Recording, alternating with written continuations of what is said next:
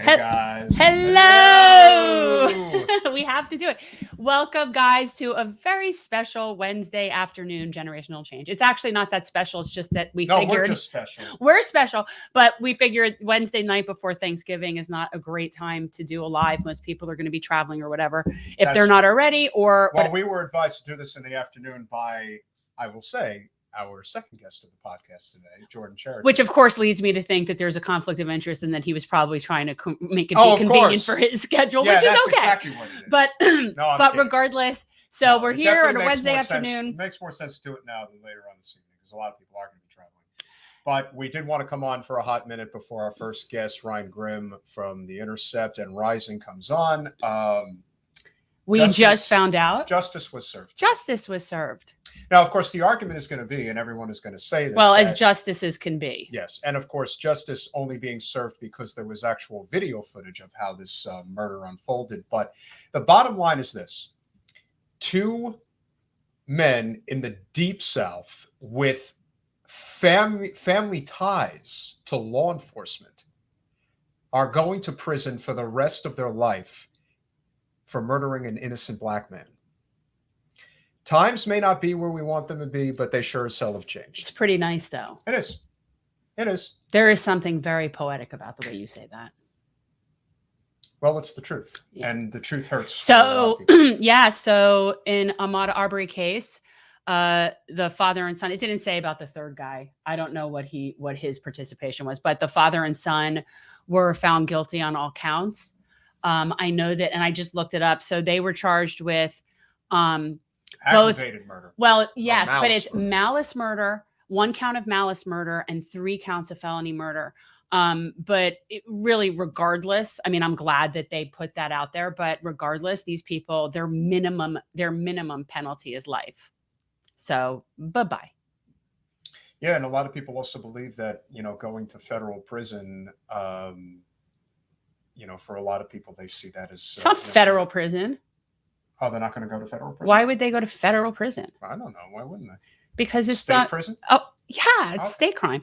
So yeah, they'll be in a nice Georgia state prison facility. Yeah. Wow.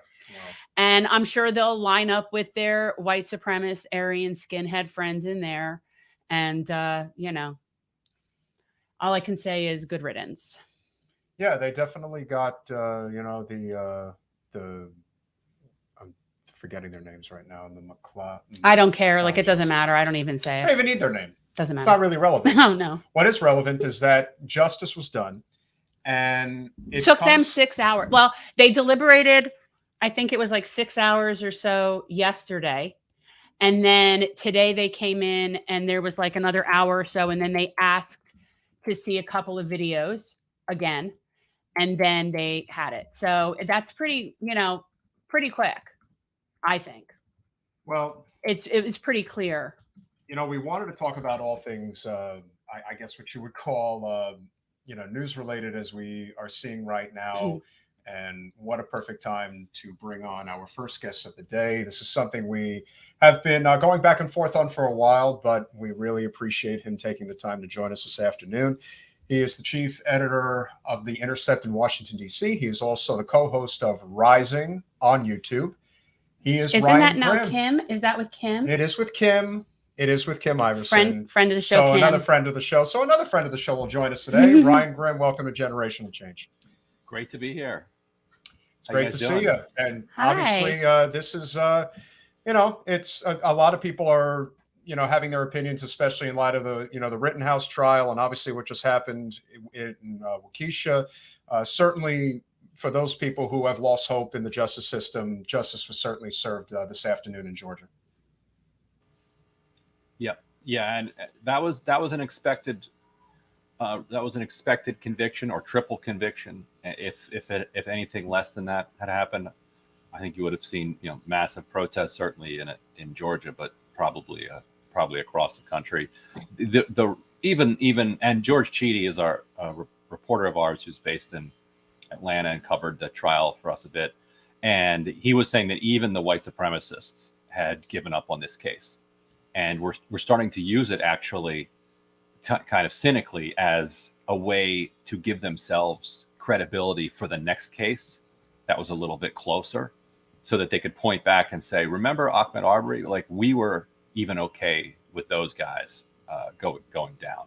So it's not that, you know, we're okay with every black man who gets gunned down. And so this was such an obvious case of murder, of homicide, that even the white supremacists were like, yeah, these guys are guilty. Yeah. I mean, we see it all the time, and But it's without the never video, surprising. like to your, like, without the video, these guys never even get charged. Which Exactly. and the chance that there was video in the middle of absolutely nowhere, southern Georgia, was close to zero.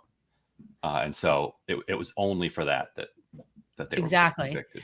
And that's, you know, that's obviously pathetic and speaks volumes, but yet I'm appreciative. I'm appreciative that George Floyd's murder was, you know, recorded. I'm appreciative that people are doing these things because we have to bear witness to it. But it should be freaking everyone out to know that it's all been happening. You just haven't been seeing it. Like, you know, like that's the thing that I think is what would, you know, if I were somebody who hadn't seen that before and I didn't realize it ever happened, I'd be like, oh, this is new. And it's like, no, this isn't new. Just people have cell phones and they can record things now. Yeah, and the whole circumstance surrounding it, you know, at the time, it was so blatantly obvious that, you know, they were basically chasing this man down because he was black, and it couldn't have been a more clear-cut example. But the sad reality is, and we see this so much on social media, as you know, there's always going to be this contingent of, you know, I guess what you would call, you know, race baiters, grifters, anything you want to call them, that are always going to say, well, you know, he shouldn't have been walking on that property. And it's like, or he was barefoot. What was something about his toenails were exposed. Yeah. And again, that's the thing, Ryan, that we have seen. And we'll get into obviously what's happened over the last year, but there is something to be said, not just for what corporate media does to really divide and conquer, but there's so much of this sort of online movement now to basically do the same thing, as I'm sure has been your observation. Yeah, and it was fascinating that the Cameron Lamb trial, or the trial of was Sergeant Dave Valkyr out in Kansas City, Missouri, who murdered Cameron Lamb in his pickup truck, and was convicted within an hour of Rittenhouse being acquitted. Got so little attention, and this is a case where the police, you know, stepped onto this guy's property, within seconds of doing so, shot and killed him, then planted a gun on him, so that they wouldn't face charges for what they had done, and the guy was convicted.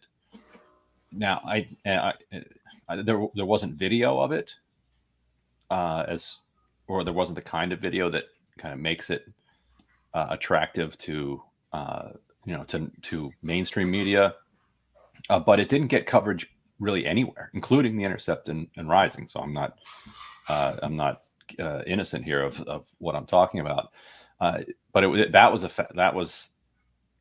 the first time that an officer had been charged in Missouri, I think, since 1941, and that officer had the charges dropped or was acquitted.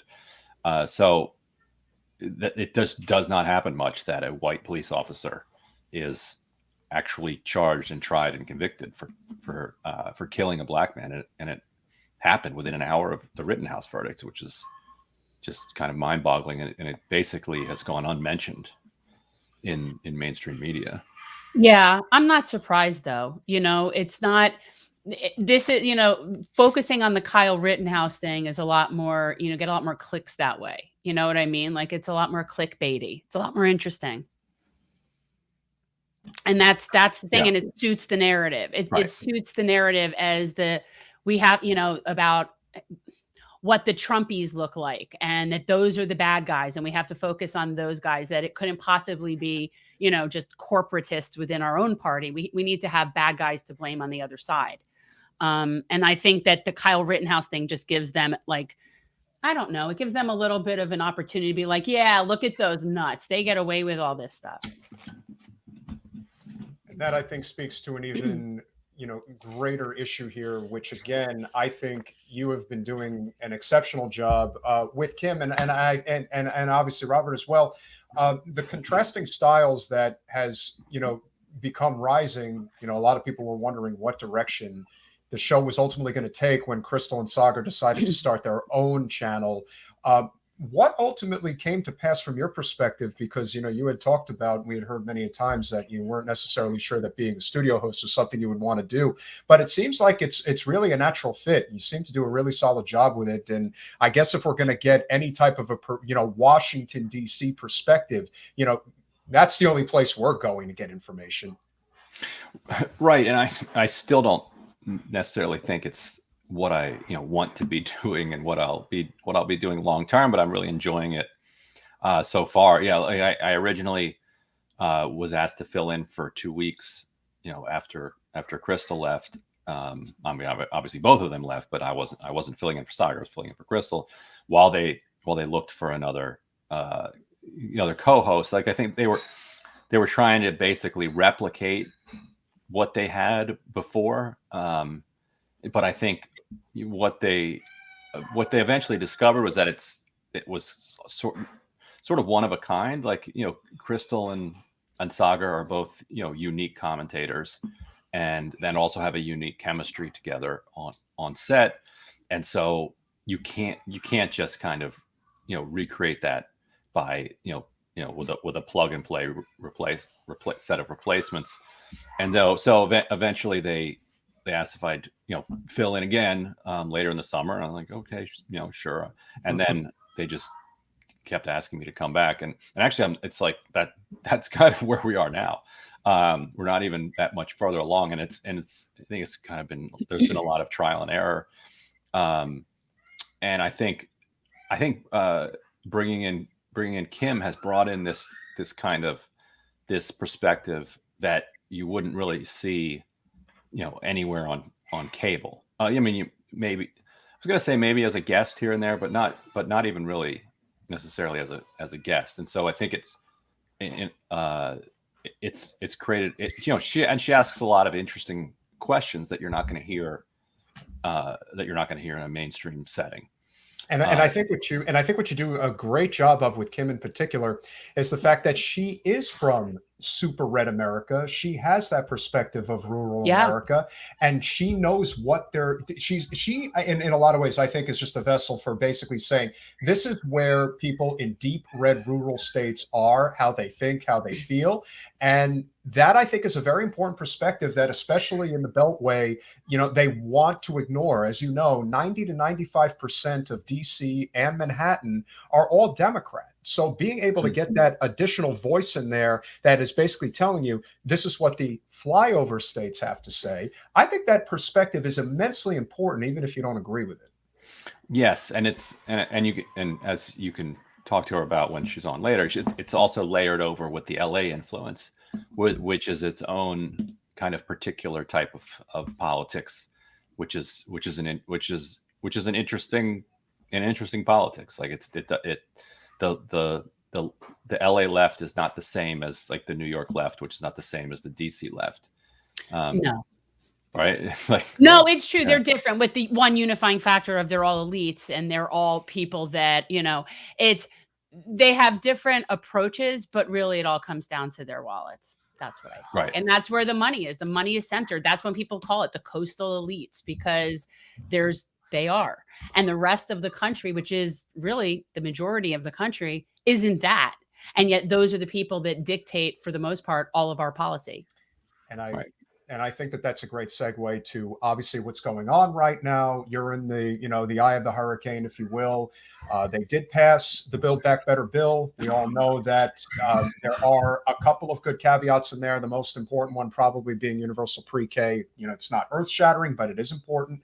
But we cannot ignore the fact that the SALT tax is probably one of the biggest sticking points. It is a massive tax cut for the wealthy. I'm from New Jersey. I know Representative Gottheimer and his MO. It goes without saying that the last line of defense for this bill is really Bernie. And, is he going to do anything? Is he going to attempt, to try to mend something with this particular tax? Or is he going to try to compromise and get, let's say vision and dental back into the Medicare expansion component of the bill. Is there anything that you're hearing as far as what might actually happen? Because then we could take it another step further as far as what type of implications that'll have for the midterms. And those, all of those things play off of each other in the sense that if he can successfully, the answer is yes. Like he's trying very hard, and we talked about this on Rising this morning. He has, with Brianna, he has given up trying to make the case to his fellow Democrats that this is the wrong thing to do, that it's morally wrong, that it's ethically wrong, that it's bad policy. Like that, he's moved past that. Right now, the argument that he's making to them is that this is idiotic politics. Like as Republicans are starting to cosplay as these working class heroes, you're going to give them all of the argument that they need to successfully and fairly persuade people that at minimum Democrats are just as bad when it comes to being in the pockets of the rich, because you elect Democrats and boom, what do? They give a multi-$100 billion tax break, exclusively to the wealthiest people in the country. And the fact that there are already Republican attack ads out there using this against Democrats is actually really helpful to Bernie because it helps make his pragmatic point. Like, look, you guys might not care about whether or not this is a good thing or whether it's good policy, but it's terrible politics. So what he's saying is it shouldn't hit anybody. It should be basically means tested at at $400,000. Families making $400,000 a year. And so if he can succeed in getting it knocked down to that, I think that's a decent thing to do because it takes this issue off the table. Like you could make a powerful argument that it ought to be much lower than 400,000. But if you let's say put it down at 200,000 and you've got a firefighter and a teacher in New Jersey who also have a little bit of side income, who are making 250 or something like that. Right. Now Josh Gottheimer has the face of this SALT movement to keep going, to try to completely blow the cap up. So we've seen how that played out with the estate tax, with the richest people on the planet, finding a couple of farmers who said, oh, if this estate tax exists, then my family farm that's been in my family's hands since we wrested it through genocide 200 years ago is going to be broken up, and so you have to get rid of this estate tax. And so if you allow these sympathetic figures to be hit by the policy, then the worst actors are going to use them to blow it up. And so if it's at 400,000, you don't have that situation. So, but let's say Bernie does bring it down to 400,000. Now, all of a sudden, you've got another $150 billion to spend. And that goes to your other question of priorities, because he's pushing hard. He's got hearing, which apparently is because Sinema believes, and it's true. Sinema has said that hearing loss is connected to dementia among the elderly, and therefore it's important that that Medicaid cover hearing. Oh, well, as long as she thinks hearing's okay, not dental or vision, mind you. Yeah, screw that. But that's where we are. Hearing is. That's where we are on the whims of this woman from Arizona who just maybe she read an article or something, or maybe somebody old in her family told her about this fact, whatever it is. Like, so she's like, okay, I'm good with that. So you got it. So if they can find a way to get her and Manchin good with the other two, then they would have the money there. And on my podcast, Deconstructed, I interviewed Ari Rabenhoff too. If you haven't had him on here, you should have him on here. We love Ari. He's a good guy. And he made what I thought was the best political point, which is that there are pieces of this because you're saving money on drug costs. What you're doing is Medicare is going to be spending less money. Spending less money also means cutting. And so Republicans are going to attack Democrats for a tax break for millionaires and billionaires that was paid for by cutting Medicare. Like they did this in 2009-10 when they partly paid for Obamacare by cutting provider payments, Medicare provider payments. So to hospitals, doctors, whatever. Didn't cut anything that Medicare beneficiaries were involved with. Yet that still allowed Republicans to run this massive campaign saying that Democrats were cutting Medicare. And so if you are also giving people hearing, dental, and vision, then it just cuts the legs out from under that political argument. That you can't go around telling seniors that Democrats cut Medicare while at the same time they're getting stuff in the mail every day about how they've expanded Medicare to now include hearing, dental, and vision. It just doesn't fly because they see that they're being lied to. But if you only do hearing, it doesn't work as well. So it's funny that Bernie has become kind of one of their smarter tactical politicians at this point. Whether they plan to listen to him remains to be seen. I don't think there's anything at this point that is going to save the Democrats from a complete annihilation. There's that too. And so some Democrats, I think, are like, well, F it.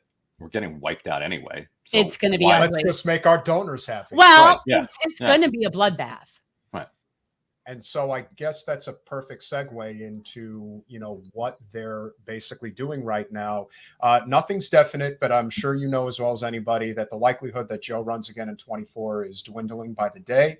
They are already making sure that Pete is getting all the leverage he needs. And when somebody asks, well, how do you know it's going to be Pete? Look at how much money's been earmarked for transportation that is basically at his disposal amongst this infrastructure. He's the bill. Understudy. He's back in the wings. They're getting him ready to go out. Manchurian Pete. And, they just got to get, but they have nothing. They have nothing. So then the question becomes, is there going to be, especially if there is going to be this sort of, street fight, if you will, between, Pete and Kamala for the establishment's, support network, is there going to be an opening for, some progressive to step up? Because I just think that millions upon millions of people on both sides they're getting a little too hip to the game now, and they're not buying it anymore. So they know that there's got to be another path. Jesse Ventura would be great to jump the in. body, Jesse Ventura would be amazing. I'm sitting here thinking, who could jump in between Pete and Kamala and really look like? We both agreed that if the Green Party had any sense, which they have none, they would have made sure that he had a fair opportunity to be the nominee. And if he was the nominee, it's not that Jesse Ventura was going to win, but he would have become such a force that he would have forced the hands of both Biden and Trump. That's what would have happened in terms of the electoral dynamics. So, but I just think still in Mexico. You know what? I'm not sure because we just had Oliver Stone on the podcast, and we've been trying to, figure out a way to get, to get him on, and unfortunately, do it on location on the beach in Mexico. Oh Why yeah, not? That would be awesome. And I really think that it's going to take something like that. But do you believe that there will be? Because I know it's. Will somebody come and save us from Pete and Kamala? I think the problem for Democrats is that it's hard to think of who would run. I mean, you could actually see Elizabeth Warren. I could imagine her maybe running. Can't with after what she did. I don't think it could happen. That's just my opinion. She'd almost be running in that same lane. Well, it's not even a question of her running in the same lane. I just think that, it's kind of like recognizing. No, I mean the Buttigieg Kamala Harris lane. Right, it is, and it's just there's nobody else. They have nobody. And listen, she is a very lovely lady from everybody that I've spoken to that knows her on the Hill. But at the end of the day, she made political calculations that horrifically backfired, and she doubled down on them. Yeah. And so when you do that, especially with the non-corporate progressive movement, that wound is still very, very fresh. They'll never trust her. And it's going to be, especially at her age, you would think that if she is going to try again, it's definitely going to be in 24. I do think you make a valid point, Ryan. It's just that I don't see her being trusted by the progressive movement. Right. I think that is more or less correct. So if Keith Ellison hadn't had his weird Me Too thing, having been elected, let's say twice statewide in a Midwestern state, might have positioned him, plus, really, handling the George Floyd trial very well. Yeah. That he's been basically fully cleared of that. You can never fully clear somebody in a completely he said she said situation, but there was this claim that this was a weird case because there was a claim that there was going to be that video existed of this incident, and immediately his statement was unusual. It was that I'm 100% confident that there was no video of this incident because this incident did not happen. And so, like, you have to be 100% sure, because if you say that and then video comes out, like, you're like, that's it. Like, you're completely done. But so within politics, there are people like Joe Neguse of Colorado, who's a young up and coming kind of progressive, but not squad style. Probably nobody in the squad is either remotely ready. The only person that we could think of that would have, that's an elected representative that would have that opportunity to really build that type of support on the progressive side would be Katie Porter. And I don't think that she wants to go that route. No. I never really got the impression that that's something she wants to do. The person that we really believe would be the heir apparent to Bernie's movement is Nina Turner. Now, that becomes a little bit more interesting because she did file to run again in Cleveland for District 12, but as it stands right now, she hasn't made it official, and I almost wonder if she may be considering something like that, because if anybody can carry Bernie's message, I think she carries it better than anybody else. What do you think? I think she's going to run again for Congress. That's my sense. Okay. And so if she wins that, then she'd be positioned for a run. But if she loses twice, then a lot of voters who are like very electability minded are going to be like, well, if you lost a House race, like, we don't want to risk losing the presidency. Jeff Merkley, who was one of the few people to endorse Bernie Sanders in 2016. He floated running in 2020 and then decided not to. He's probably as progressive, if not more so, than Bernie Sanders, even though he's so quiet about it. He kind of has an I love Merkley. I think he's great. He kind of has an anti-charisma. And that, so that's a problem. I would love that to not be the case. It's because he's so serious and so earnest and so genuine that it's like it's amazing that he has, with that energy, gotten to where he is. You've probably spoken with enough people in the electorate then as we have. And it's unfortunate. And this is a much bigger problem on the Democratic side than it is on the Republican side. But the Democratic side, especially the, comfortable liberals, they're obsessed with personality. They make that the hallmark of their and decision. Identity. That's very important to them. And so when you would ask somebody, well, how come you don't like Bernie? I just don't like Bernie. I just don't like it. He's a grumpy old man. He's a grumpy old man. That's it. Right. It's got nothing to do with the fact that he would have been a revolutionary president. He would have, because there are so many things. I just don't like him. Yeah. I mean, just think about it. If he was the commander in chief right now, is there any doubt he would have canceled student debt? I mean, that one. Well, there's so many things. But that's just one in particular where you're like, that would have been so simple and would have made so much sense. And in the midst of a pandemic, you think he's not going to sign the executive order, right? For everybody have Medicare. It's some of these things I think are so simple, and as you know, it took Reagan 3 shots to get it. But I don't get the sense that Bernie wants to go again. I'm just not getting. I mean, listen, if he goes, I think he would if he felt like he was healthy enough. I don't put anything past him. I really don't, and I think that's. I don't feel. Yeah. Yeah, but it's also the unique circumstance of knowing that we've gone through Trump. We know what that was like. We're now going through Biden, and we know what that's like. It's almost like you've gotten the smorgasbord of what, the hard conservatism, hard nationalism, and now this hardcore neoliberalism is like. Maybe trying progressivism isn't such a bad idea. But I think, like, to the people that are the poor people, that are the people that are the vulnerable people, I don't think they see a difference between those two. That's the problem. There is no difference. What is the difference for people? it's been getting progressively worse. And for the most part, it doesn't necessarily have to do with the exact person sitting in the White House, but they're all rubber stamping the same crap.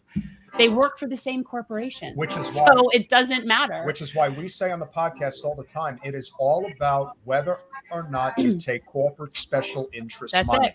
That is the defining issue of our time. I mean, it really is. If you think about it, if you're a representative on the Hill, and we know that nobody's perfect, but you stand a much better chance of electing non-corporate representatives, regardless of affiliation, than you are with electing people like, again, if anybody questions Kirsten Sinema, just look at how much corporate special interest money she takes or took before she was elected. It's just Now it's on steroids because she doesn't care if she gets reelected. She just wants to make sure that the rest of her life is set up for a very comfortable existence. I mean, it is pretty transparent. And like we said, blatant. Now we're living in an era where they're just not hiding it anymore. They're like, no, that's why I'm here. And that's that. Right. Yeah. Right. And some of them, like Manchin, like own coal, not just stock in coal company, like own a coal company. Right. Like an actual. Yeah, but they're all about personality there with that. Like somebody just recently was in West Virginia and was talking to people in the place where Manchin's from, in the town that he's from. And they all basically have his cell phone. They know him. He's third generation. This is like, they don't know anything about what he does or what he stands for. They just know him. And that's it. And it's family history in that town. His grandfather was mayor. His dad was mayor. His uncle was state treasurer. Yeah. We experienced the same thing with Debbie. A lot of the older voters that have known her friend, she's been elected in Broward for a generation. So for them, it's like this nostalgia thing. Well, I remember when she was canvassing in her baby stroller, and it's like, yeah, that's 30 years ago. We have this very, we really have a hard time like letting go. The retail politics matters. It does. So then it also begs the question, what is going to take for things to change? Because every member of leadership in the Democratic Party, Pelosi, Hoyer, Clyburn, they're all over 80 years old. Like this is at the point now where it's laughable if it wasn't so sad. Yeah. Although it's about to get worse, because I think, there's a good chance that they replace that leadership with Hakeem Jeffries, who is, believe it or not, like far more hostile toward the left than even Pelosi is. You wouldn't think you'd get a more hostile leadership, but wait till Jeffries is in office. And I had suggested to the left, to the extent that I ever make suggestions, it's like, why aren't you guys using your power here to overthrow her? Like, you have the votes to oust Pelosi. If they had replaced her with Jeffries, I think the Build Back Better, American Rescue Plan, both of them would be far weaker, because I just don't think Jeffries has the same kind of legislative acumen, and also would have his eye toward the future, his future career. Whereas Pelosi is like, she's just got her eye on the history books and whatever ambassadorship she heads to as soon as she wraps this up. Like, she's done. So this is now about serving her legacy, which kind of transforms how you look at LBJ, like $100 million in the 1968. Like LBJ, like wildly racist dude throughout his entire career. Then as president, he's like, no, and he decides he wants his legacy to be civil rights and voting rights, and boom, he gets it done. Like, anybody who predicted that would have been laughed out of the room. Like when Johnson became president, if you were like, you know what, this is actually what needed to happen for civil rights and voting rights to get passed. Like, what? Do you have any idea who LBJ is? Are you insane? Yeah, it's not going to happen. So people are weird. So anyway, it would I think you're right. It's going to get worse. It is better. We, of course, are, as you know, in the wonderful Sunshine State, and we are pretty confident that our next president is Ron DeSantis. We could be wrong. I know a lot of people still think we'd like to be wrong. Yeah, I've heard Republicans speculate that he could even beat Trump maybe in a primary. Well, he's the only one who would have a fighting chance to beat Trump in a primary. Anybody else who has these ideas about, Nikki Haley or anybody else, they're just blowing smoke. They clearly don't like, there's such a major disconnect between, like we say, the Beltway versus reality. And just knowing that normie independents and Republicans are very comfortable with DeSantis, and he is just as supported by the MAGA crowd as Trump is. Like, they loved him. And love him so much, as you know, there was the article in Politico, I think 2 weeks ago, that said the Democratic Board of Governors are not even going to try to win this race here in Florida because they know how popular he is. They're probably going to focus more on Pennsylvania and Georgia, which makes sense. But at the end of the day, it's also showing that he is he's very brand, popular, and he's not, and he doesn't frighten people the way Trump does. Right. He's a much more palatable version of Trump. Yeah. And so what would he be like as a president? What do we have to look forward to? Well, the one thing that's interesting about the way he was governing prior to COVID was that he really had a very strong environmental streak. And that was something that was impressing a lot of people. He protected the Everglades. He was, when Jen was running, you made a nice friendship with a gentleman who was part of the Broward Republican Party. And, but a lot of conservatives, Ryan, as you know, especially in rural America, they really give a damn about the environment. Yeah, that's true. They have the best. They spend all their time in the woods. In the mountains, in the hollers, like it matters. A lot of rural Republicans are Teddy Roosevelt-like Republicans. DeSantis is, you know what? There's definitely like a very strong sort of libertarian streak there in a lot of his stuff. And I wish, honestly, I've said it a bunch of times, I don't hate him as much as people would like me to hate him. But again, we had Rick Scott for governor. He ain't Rick Scott for 8 years. And who, to me, I call Voldemort. That's probably the scariest, most despicable person that could ever be. And so coming from that, DeSantis isn't, and one of the first things he did was like something regarding Everglades restoration. He also, and Ryan, I hate to say it, and people really underestimate this, he has Trump's balls. And that matters to a lot of the electorate. They like that. He served in the military. Yeah. And that, especially in states like Arizona and Pennsylvania and Georgia, that's going to play big. It will. And DeSantis can look over and say, hey, listen, I got no problem with Don, but at the end of the day, wouldn't you rather have a guy who's actually served his country making decisions on foreign policy? This is the thing. It's not, and he's not only a really good politician, he has a phenomenal team around him. I know he does. So it's not a mistake that everyone's wondering, why isn't he taking any heat? Because he's made the political calculation. I don't give a damn about getting Democratic votes. I just need the Republican base and the independents to vote for me. That's it. That's all he's focused on. And that is smart politics. Totally. It just is. And you can hate him all you want, but you know what? If the Democratic Party is going to keep on going down the path that it's going down right now, what do you think is going to happen? Every time Biden mentions his name, I'm like, keep it up, Joe. Keep it up. Keep inviting him into everyone's minds because he will win in any sort of personality match. Yeah. And which is wild because he only won because of that weird Hamilton ticket scandal. Well, Trump essentially stuck him there. I mean, basically, wasn't it? What was the no, Ryan, if you really want to know what happened, I'll tell you what happened. It was really incredible what I decided. I didn't like that Putnam guy. He's a terrible person. Didn't like me. Didn't support me. So I didn't like him either. And then this totally incredible guy, his name is Ron DeSantis. I made him governor. I told him, go out and vote for this guy. He's a great guy. They voted for him, and now he's governor. But he's not going to be president. I'm going to be president, and that's the way it is. So essentially, who was it? Andrew Gillum almost. Andrew Gillum. Like everybody expected he was going to win. Well, Gillum, your little lady just showed up. See, and that never happens when Ryan is doing a live stream. So it's always nice to know that we have finally seen the brood. So that's wonderful. Go. Notice how so many of our guests sit in library areas. Like, I love that we have people on that are such like library reader. Yeah. It means we have very smart guests. Well, we need that. That's important. And again, I think that and Gillum screwed up. That's what happened. And so what Gillum did, and this is it was his for the taking. Ryan, we do come full circle in many ways when it comes to Wasserman Schultz because of the fact that she is still not in name, but she is still the head of the Florida Democratic Party. She is the reason Manny Diaz, a Republican, is the head of our party. Sorry, Lourdes, is the head of our party. And she is the reason why Michael Bloomberg has been able to financially take over the party. And that was what happened. And that was what happened during not the primary. The primary, Andrew Gillum he phenomenal. had progressives, and the progressives came out for him. Fantastic. Right. And then he wins the primary, and that's when the vultures jump on board.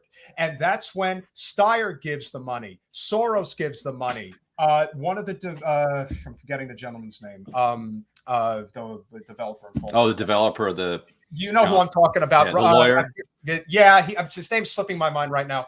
But he gives $1 million. And once that starts happening, it's like, well, it's not your show anymore. Now you got to do what we say. And so the progressives wouldn't like you anymore. He showed up at a synagogue here in Broward County with Debbie, with the yarmulke on his head. And it's like, not just with Debbie. Was Bloomberg and Hillary Clinton. It's like, dude, you can't pander like this. This Not a good look. But what it becomes is a net negative. You end up losing votes as a result. You end up losing progressive votes, and you end up riling up the right to vote even harder. So that's the political miscalculations of what we see today.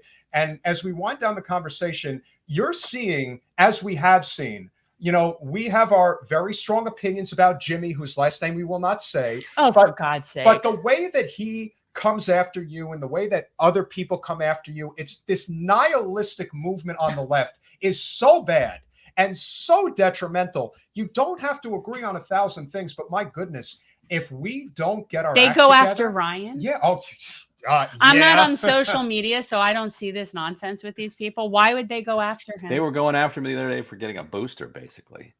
Yeah. And mischaracterizing the rationale that I gave for. Here's the thing about those people. Let's say hypothetically that their thoughts on this were accurate and that you shouldn't have gotten a booster, and that's about.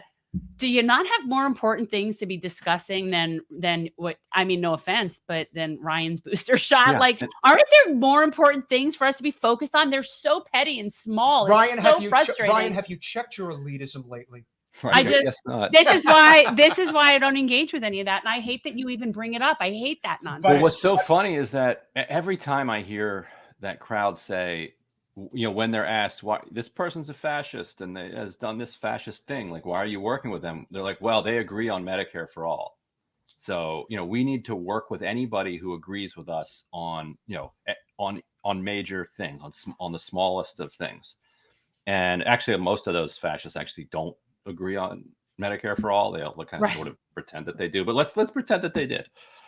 It's like, I support Medicare for all, and also, ethno-nationalism. Well, okay, let's work together on Medicare for all. Okay, fine. That's their theory of the case.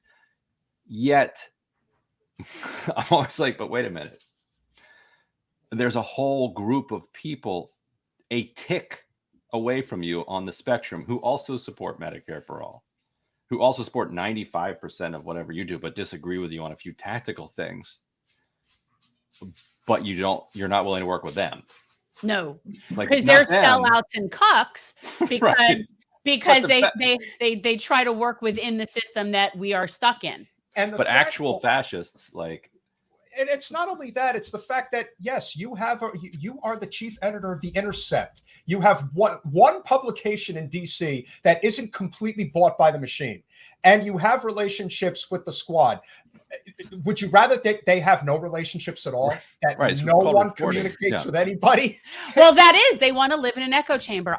We get crap from every direction, depending on no matter who we talk to, who we invite on the show. Everyone has their opinions. And it's really just, honestly, we are just way too all interconnected. That's the problem. We need to be focusing on real things in our real lives, people. I'm telling you. Yeah, we need to be building these coalitions. And last thing, do you sense any, because again, Kim is a huge supporter of Andrew Yang and the Forward Party. It all comes down to infrastructure, getting, ranked choice. But that is a beautiful, that's Nala? A nice, that looks like Nala from The Lion King. That's very cute. It's a nice lion.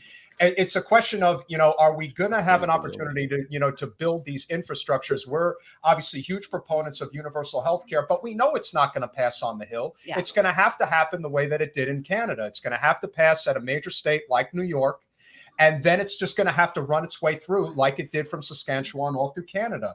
I think that we just need to really get better at strategy, but we really need to get better at building these coalitions. I would assume I just want people to be nice. Yeah. Why can't people just be freaking nice? Easier said than done. Well, no, it isn't. It is actually quite easy to do. It's infinitely easier to just be kind, actually, than to go out of your way to pick on people.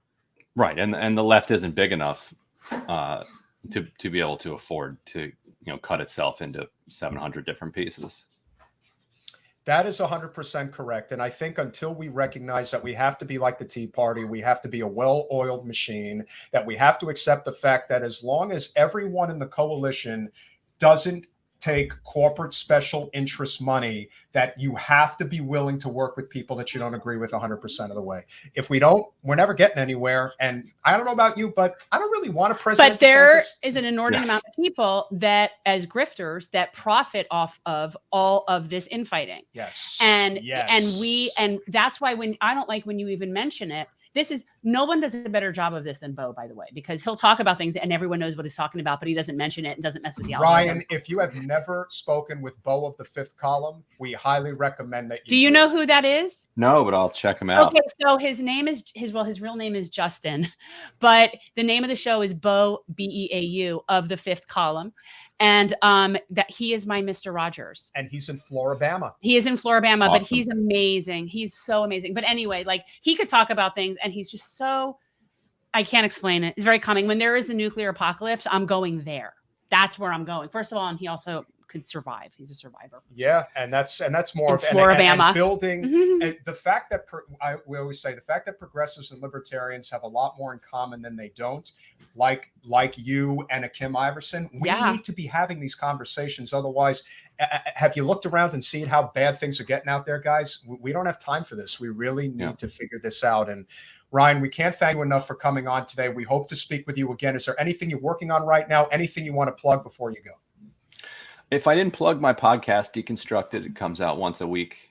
It's through the Intercept. I think people would like it. It's usually short, like a half hour, 45 minutes, and you could check out the back catalog. There's a lot of it is still fresh, I think. That's really cool. Awesome.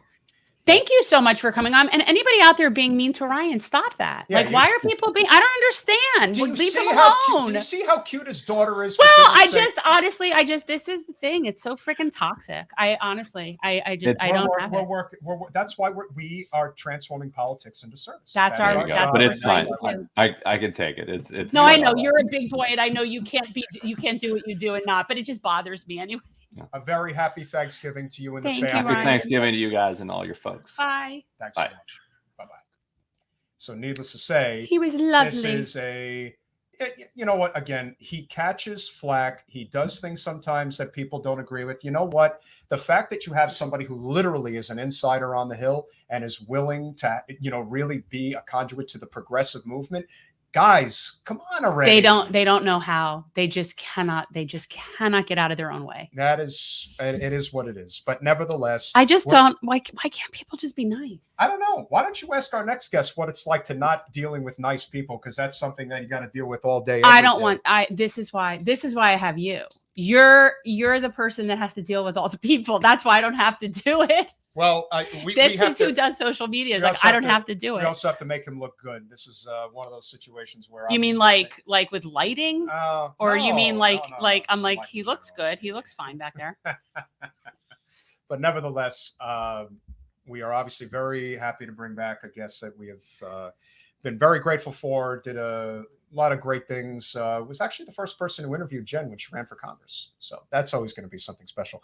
He is the founder of Status Coup News. He is in a transition period, but is going to build it into something even bigger and more spectacular. Jordan Chariton, welcome back to Generational Change. Hi, Jordan. Hey there. Thanks for having me.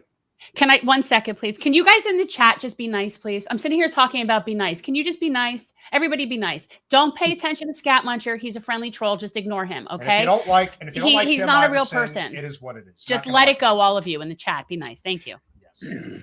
So what's going on, Jen? I'm not a psychologist, but I believe the more you tell people to do something, the more they do the opposite. No. You don't understand. We have one particular person. Oh, okay. We have one particular person, and we know that he's harmless, but he just says things to poke at people. So when new people come on and they try to respond to him, I'm just telling them, guys, he's harmless. Just don't even respond to him. That's why. That's all it is. Yeah. Gotcha. No. Yeah. So what's going on, Jordan? I saw your very, very heartfelt announcement that you put out last week about what's going on with Status Coup. So if you would you could start wherever you want to start. But I know that you're going through a transition with the Well, whether it's in media or any line of work somebody does, you kind of reach burnout. And once you reach burnout, you just it's a tough place. So Status Coup, we've accomplished a lot.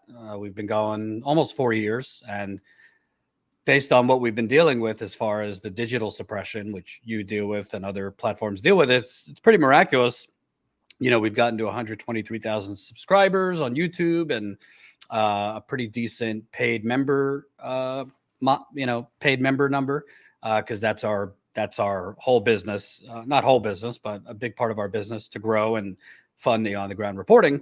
But the truth is, we did that with pretty much two people, which was myself and Jen, and each one of us, as modestly as I could say it, really doing the job that normally you would probably have 3 or 4 people doing my job and 3 or 4 people doing her job. So it's become really just exhausting between, I don't know if a lot of people realize, but most of the YouTube hosts they see doing commentary, this and that, like, not to minimize what they do, but that's what they do. They're not like in the background trying to do investigative reporting. So I have like a full-time job in the, like, I'm working on a pretty big investigative story, which really is day and night, morning to night, working on that, plus trying to pump out content to keep the lights on YouTube, plus trying to pump out content on Substack, plus doing a weekly Rockfin show. It's all become a lot. So, I'm hoping in the new year, if a few balls bounce my way, we'll be able to expand and bring on more help. As far as Jen, it's just one of those things. I know a lot of people on the internet would prefer it be a scandal. Right. It's not. Sometimes, we worked really closely together for 4 years and we've become very close friends, but the working relationship just wasn't working. And not because she's bad or I'm bad, just we didn't work well together. So unfortunately we parted ways, and we're still, we still talk. So it's not like, like a horrific divorce where the two people don't speak and you got to go through lawyers. It's just a matter of it just wasn't the right fit anymore. And from what she's been putting out publicly, I know she's going to be trying to start a nonprofit of her own in media and news. So I'll be, happy to promote that. And in the short term, we're trying to kind of make sure things don't fall through the cracks. I mean, Jen did a lot. So, and she deserves a lot of credit for helping get us to where we are now. So really just trying to figure out everything she was doing. And obviously we'll be trying to find help on the marketing end and hopefully other reporters too. It's just a matter of, I can't print money out of my ass. I wish I could. So we need more money. We need more funding to expand the coup. Yeah. People who don't know, you need to put up the link for people to be members, for Status Coup members, because it's not Patreon. It's its own thing, right? Yeah. We started originally with a Patreon, and then we were like, you know what? We don't really want to be reliant on on Patreon, because what if Patreon goes belly up? So our membership is through our website, and it's statuscoup.com/join. Yeah, guys, you should definitely be members. It's you're supporting actual on the ground journalism and things that are totally not being covered by anybody else. And it's really frustrating. I know it's so frustrating for you, but you are definitely someone who is appreciated. I know, and you have to tell the story about what that was like when we were walking through Cleveland at like 2:00 in the morning, and we're just walking down. We're not just we were coming out of a place, and some guy is standing outside of a building, and he's like, that looks like Jordan Chariton. It It is Jordan is Jordan Chariton. And it's like, you have made a really big difference for, I mean, that was definitely a good moment, like to feel that. Cause I know that you get discouraged, but, what are you working on now? Like obviously I know there's more Flint stuff going on, but what's the key stuff right now that you're on? Yeah. So for those that might have not seen, because YouTube didn't put it in your feed, we just got back probably like 3 weeks ago. We were on the road for 2 weeks. So we started in Iowa and Illinois, where we covered the John Deere strikes on the picket lines, which they just agreed to a contract. So workers fighting back and winning, which is a positive development. So we were in Iowa and Illinois for a week, covered probably 3 or 4 different locations in Iowa and Illinois that had the John Deere strikes going on. Then we went to Buffalo, covered India Walton's campaign, which, unfortunately she lost. And Buffalo was a real hot zone because it wasn't just India Walton. We covered the Starbucks workers that are trying to unionize there. We spoke with nurses who were on strike at Mercy Hospital, a Catholic hospital, by the way.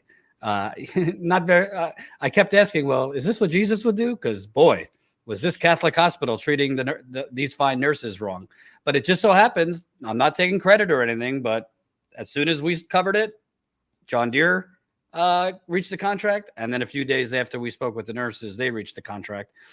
So we got back from that, and I'm working on a Flint story, actually, for a pretty good outlet. So stay tuned for that.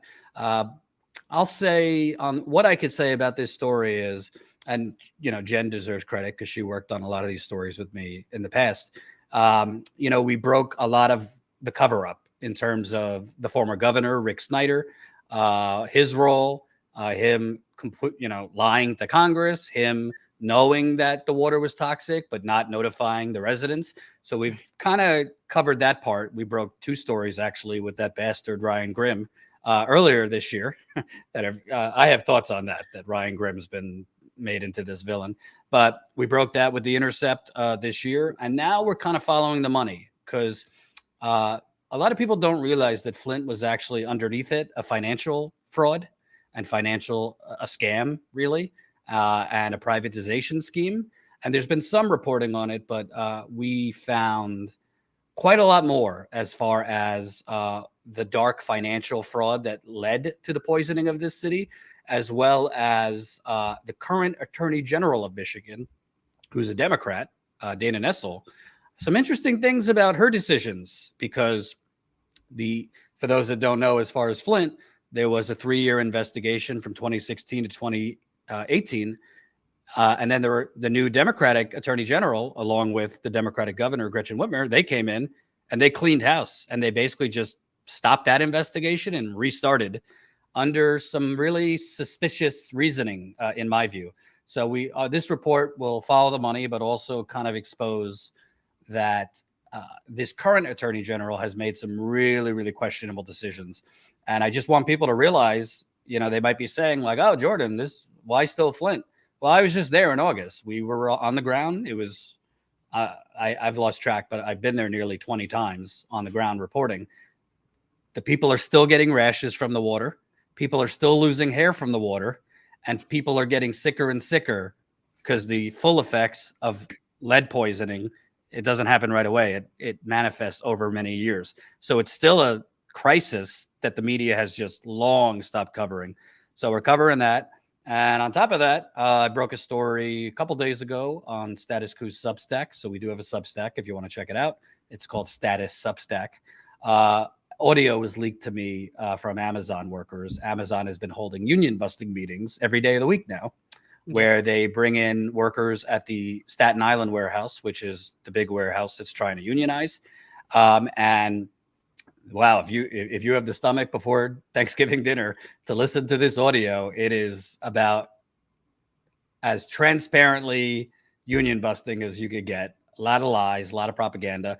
So we broke that story a couple days ago on our Substack. And what else am I working on? Trying to keep my sanity in these trying political and cultural times. I heard you and Ryan talking a little bit. It's definitely become, as I'm doing this reporting and as Status Coup in this transition period, obviously with Jen gone now, it's definitely discouraging seeing the cesspool the left has become online. And I'm just really trying to keep Status Coup kind of above that cesspool and above that fray, and keep the focus on, the on the ground reporting we do. I just want to say, when somebody would say to you, you're still harping on Flint, I would say, if that's annoying, imagine how annoying it is for people that haven't had fresh water.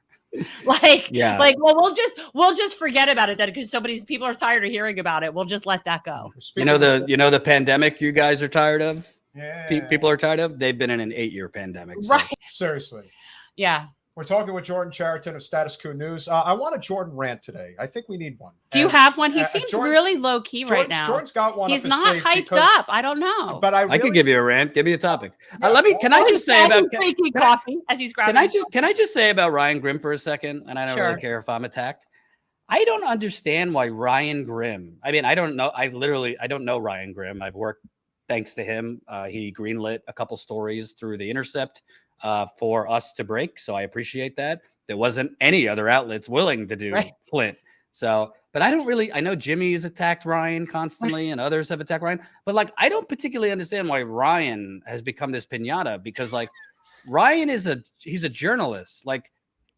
He's not the person that would be ranting fraud squad and these things. So the fact that he doesn't bash the squad and Bernie and makes him a fraud. He's a journalist. It's not really, I'm a journalist and I give my opinion and he gives his opinion on the Hill, but it would be inappropriate for him to be a hot take commentator going after, you could argue, all right, maybe he did an interview from time to time with Pramila Jayapal or others that you didn't feel were aggressive enough, but it just seems like there's been this expectation that Ryan Grimm should be bashing the fraud and the squad and Bernie and these people, when that's really not the role of an actual reporter.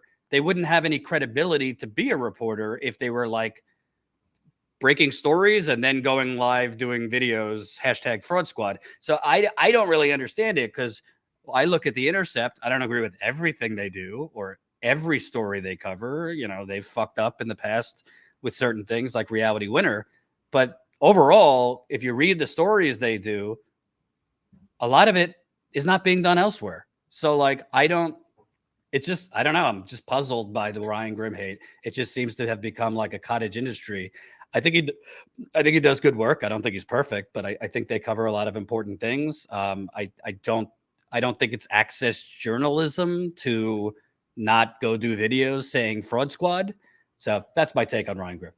Yeah, and I think it's a very fair one. Again, I know there's nothing perfect that's out there, but there is, again, just like corporate media makes their living by dividing and conquering us, the same is true with these nihilistic movements on social media. And it goes on both sides. It's on the left and it's on the right. And you know who the grifters are. You know how they make their money. You could be somebody as simple as any one of these groups who we do not have to name, or you could be as high on the hog as somebody like Dave Rubin. It basically is it's a cottage industry. You can make a lot of money basically just riling the crap out of countless people, but that doesn't actually deal with real problems. And so this leads to something that I know it's really been brewing for a while, but the idea that this infrastructure bill is anything other than a corporate giveaway, and the fact that they have been out there trying to sell this idea that, we're finally going to fix the pipes. Yeah, a few $1 billion. Yeah, that'll fix it. It's oh my God, you got to fix the entire infrastructure. This is a joke. You need probably $1 trillion to fix this problem, and you're throwing crumbs at it in order to try to make it seem like you're trying.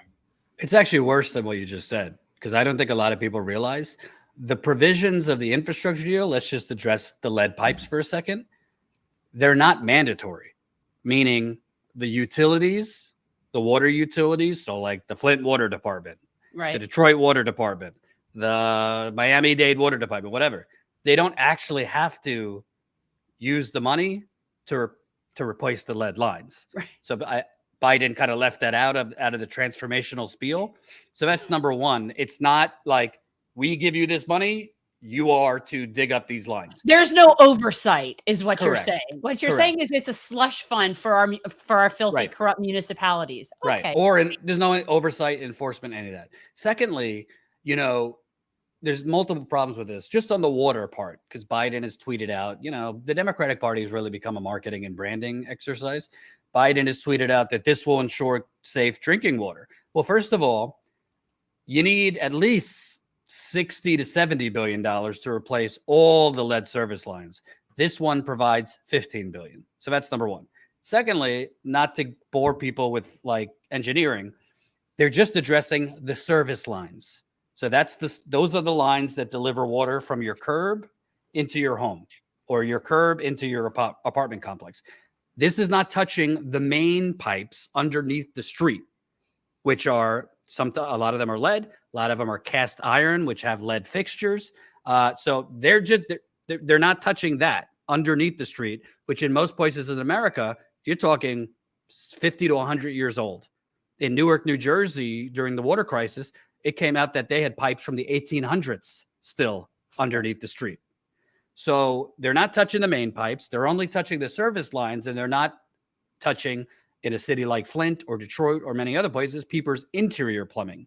So bottom line, you could replace the service lines from the curb into the home. Jesus could bless the water. But if it's going through other pipes that are busted, that's a problem. Secondly, this infrastructure deal, like 2-3 years ago when Trump was pushing infrastructure, I mean, experts were saying you need $3 trillion to keep up with America's rotting infrastructure. We're getting $500 billion in new money. So it's totally inadequate. It's totally written by the Chamber of Commerce and Third Way and no labels to basically just check the box. And Biden, frankly, has this weird 1980s, fetish with bipartisanship. So essentially, if they could get some Republicans to sign on to going to dinner, say, we got a bipartisan deal. So yeah, this infrastructure deal is woefully inadequate. It's not going to really make a difference as far as Democrats keeping power. It will build some new bridges and there will be some stuff, but totally, it's just another neoliberal band-aid to gaping gunshot wounds. And of course, Biden allowed Josh Geitheimer and the rest of these political terrorists to strip all the climate provisions out. Is he your congressman by any chance? Huh? Is he your congressman by any chance? No, he's not. Thank God. And then you move over to the Build Back Better, which I call Build Back bullshit. Yeah. And listen, I don't have children, so I don't want to poo-poo universal pre-K. I think that's a good thing. It's for 6 years. Hopefully, like other kind of social welfare entitlement programs, Republicans won't be able to gut it. But once you remove the universal pre-K, the rest of it, it's a lot of neoliberalism. You got 4 weeks of paid leave that's through private insurance. So good luck with that bureaucratic mess.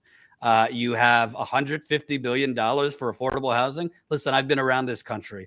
$150 billion for affordable housing. Yeah, that might address 1 or 2 cities. Number 3, you have what they're calling the transformational climate proposals of $400 to $500 billion. Yeah, look underneath the hood. It's all tax credits. It's all incentives. None of it is binding. None of it has teeth. The only thing that did have teeth, which was fining utilities if they don't shift over to more renewables, Manchin forced that out. And they want the government in this bill, government subsidies, almost 100% paid for by the government for carbon capture retrofitting. So at a coal plant in West Virginia, to basically retrofit it to carbon capture, which any climate expert or any economist will tell you is completely wasteful, the most expensive thing you could do. So yeah, it's a mess. And unfortunately, it's going to be sold as transformational. And then Democrats are going to move on to saying, well, Trump's going to run again, so vote for us. I don't think it'll work.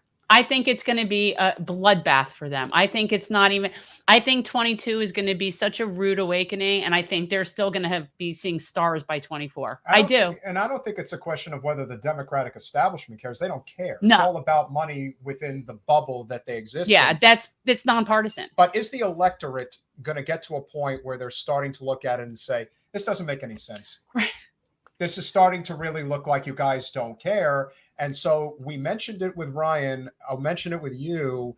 Bernie really has an opportunity here to make a colossal splash. If he wants to do it, he can really hold up the Build Back Better bill until some type of reconciliation, if you will, is in this bill, whether it's including vision and dental, which would be a massive game changer, or are you going to do something about the SALT tax so the GOP doesn't have something that they can literally bury the Democrats on in the midterms? What do you see happening?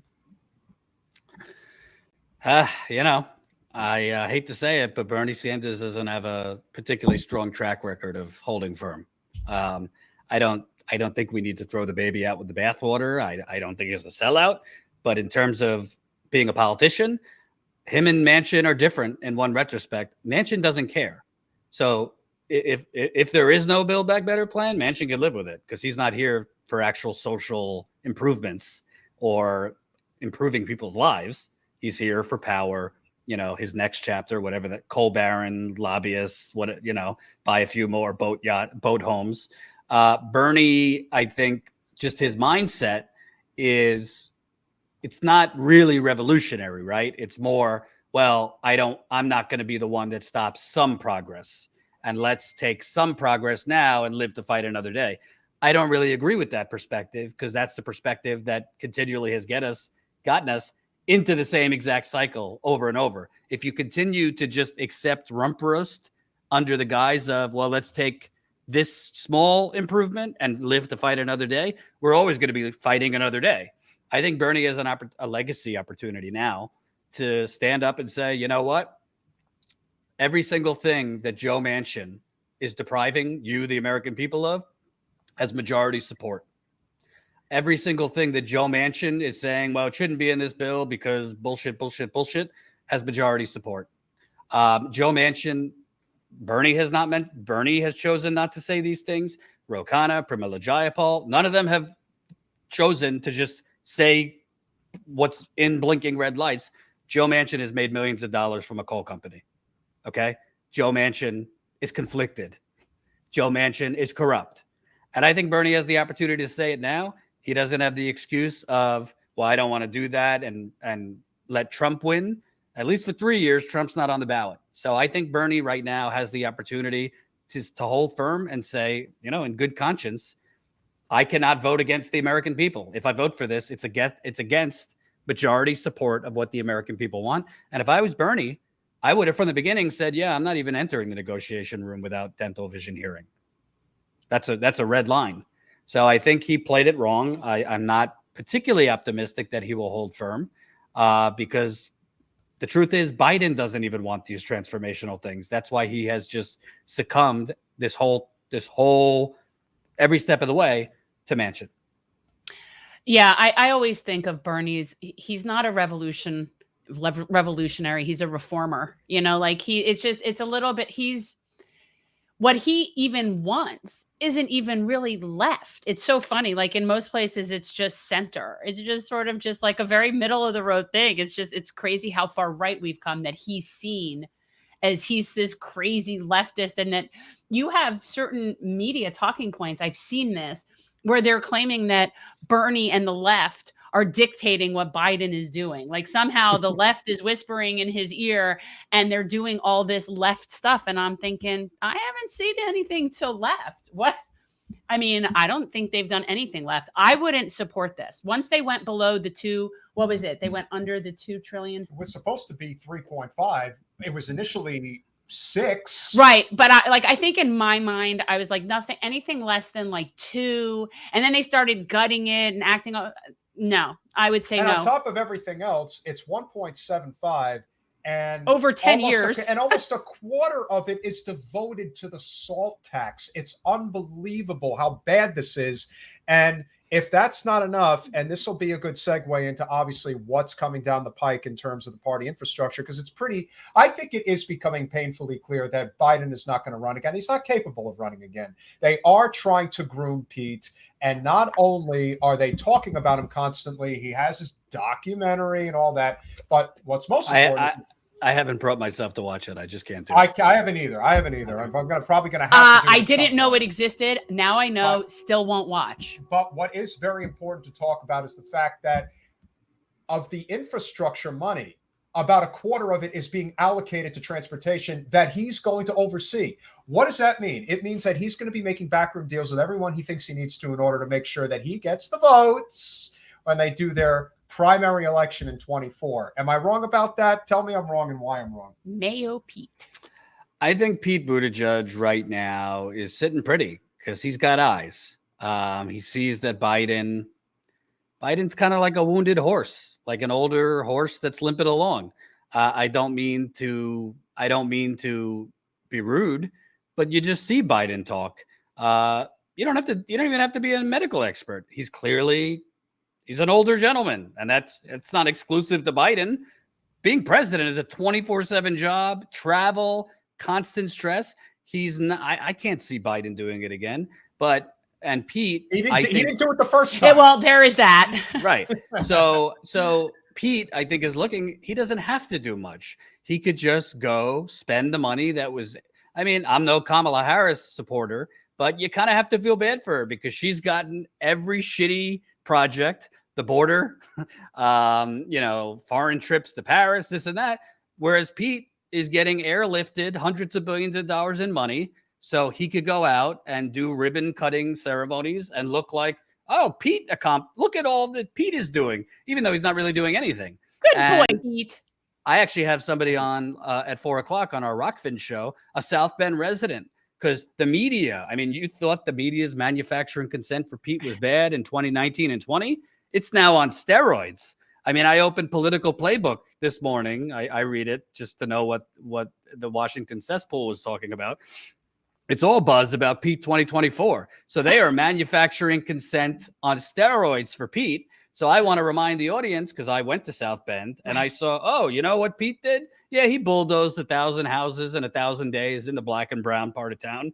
That's what Pete did. Oh, he spent 20 something million dollars to add lights to the downtown waterfall so it could be a little light show at night. He brought in businesses from Chicago basically for free, said, hey, take these buildings in downtown South Bend. You don't have to pay taxes. So that they made downtown South Bend, dime a dozen, same type of gentrification you see elsewhere, and made it very nice for 5 or 6 blocks. And then the rest of the South Bend is rotting. This is his claim to fame and, being gay and all that, which more power to you. I don't care if you're gay, straight, sideways, doesn't matter to me. But there's nothing there. And the media created something there. And now they're trying to double down. And let me tell you something. I agree with you, Jen. I think it's going to be a political bloodbath in 2022. And I think if it is Pete Buttigieg versus Donald Trump, if it is Pete Buttigieg versus Ron DeSantis, if it is Pete Buttigieg versus Mickey Mouse, Nikki Haley, I mean, go down the list.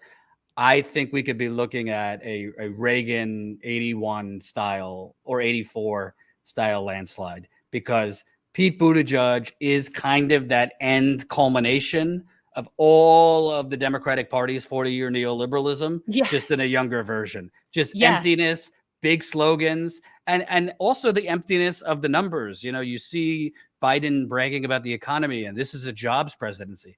I don't know. Maybe I'm seeing a different country when I travel, because the jobs that are coming back are all the same shitty, non-paying, non-living wage jobs before the pandemic.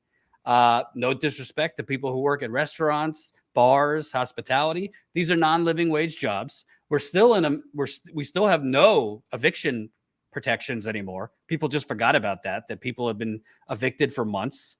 Biden cut federal unemployment expansion on Labor Day. They let that lapse. He did that on Labor Day. Yeah. So I think, and the crazy thing is, Jen and Peter, it's so simple. If Biden wanted the Democrats to win, you know what? It's very simple. He has executive authority to cancel student loan debt. He has executive authority to basically make weed legal nationwide. He has executive authority to go beyond, probably not Medicare for all, but to do things that would lower. He could expand, lower. All of this is within his purview. And congressionally, you don't think Joe Biden, if he wanted to, could have politically shamed and pressured Joe Manchin publicly? You think Lyndon B. Johnson? I mean, he expanded Vietnam and did a lot of terrible things. But you think somebody like Lyndon B. Johnson would just be like, yeah, the parliamentarian. Yeah, Joe and Kirsten, they won't let me do anything. Just can't get it done. Do you know it's such a joke. Yeah. Do you know that Joe Biden missed being being under Lyndon Johnson by 4 years?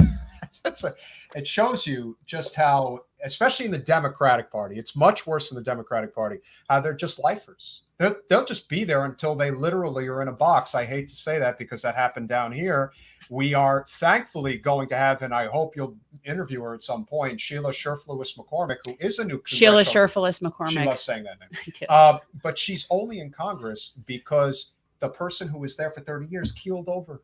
I mean, wow. This is just... Had every intention, stage 4 pancreatic cancer, was 83 years old, had every intention of running again. Mm-hmm. He was still planning on running. And this is a really systemic this is problem what we're dealing within with. The party. And so now, look, we had Andrew Yang on the podcast recently. He does bring some credibility to this movement of trying to go for a third party. Obviously, it has everything to do with an infrastructure that must be in place, ranked choice voting, open primaries, past the post, all those things that have to happen. But I just think a lot of people are just getting restless at this point. And it's going to be a question of, where are things going to go? Because you see how hostile things are getting out there. You've been on the road. You, of all people, know just how angry, desperate people are. And they are not going to take this ish anymore. They're just not. That you think that what just happened in Waukesha is the last time you're going to see a person literally say, I want to kill people and I don't care. I want to take as many as I can and I'll do it in a parade where people are happy. No, I want everyone to feel my pain. And that's something that a lot of other people, I just think there's going to be this breaking point. I feel like we're there. What do you think? Yeah, no, I agree with you. And honestly, I don't really think, I think that the most dangerous place you could be politically is when a whole band of people are hopeless and feel like they don't have any leaders to follow. And I think that's where we are now, not just on the left, but in general. You have political violence increasing. You have one political party basically stoking that violence. I mean, we critically cover the Democrats, but I mean, between Gosar and Kevin McCarthy and Trump, Kyle Rittenhouse just went for a selfie after getting acquitted with Trump. I don't know if you saw that. So you have political violence being incited. You have, on one end, you have the Democratic Party basically doing nothing to give people hope, to give people relief. And when you don't give people hope, when you don't give people relief, it creates a vacuum for people to be radicalized. And then on the left, we went from the left being basically between 2011 and 2016, they're not being a left post-Occupy, no real activist groups, no organizing, to the Bernie revolution, reinvigorating the progressive left, bringing millions into the process, to then, after Bernie's second campaign, to basically the left becoming this cesspool of divide and conquer because of loudmouth YouTube hosts that just want to basically make people not nihilistic and basically make people think that the reason they're not getting healthcare or work 3 jobs is because of like Bernie or the squad. Like, it's just bizarre. But right now, there's basically no organized left. You do have activist groups doing local work on the community level. I've seen it. I've covered it. But as far as politicians, I mean, I think Bernie, the squad, I think they have squandered their base. I think they've squandered opportunities because this whole negotiation, for example, where the infrastructure deal and the reconciliation deal, they could have from the start gone on offense. They could have said, you know what, we've already compromised. Biden ran on a $15 minimum wage. He moonwalked away from it. Biden ran on a public option. You don't hear anything about it. Biden ran on police reform.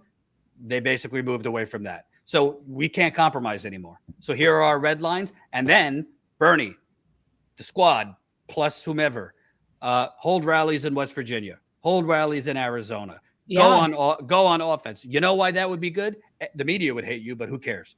It would activate a lot of this base right now that is hopeless and cynical and nihilistic because people people are just looking for that. They're looking to see the fight, even if we lose, to see that there is an organized left with elected leaders fighting.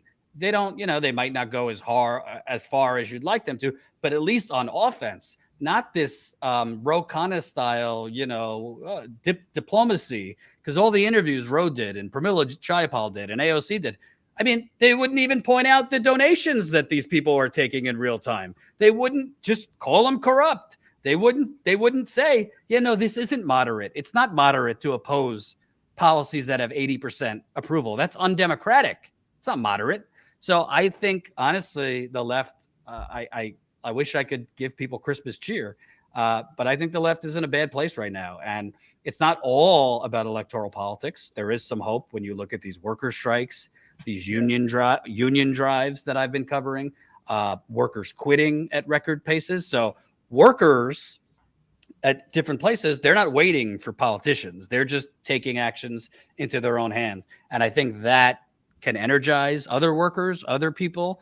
Maybe that could spring roll into more economic protests. But as far as the left as a movement, it's very fractured right now.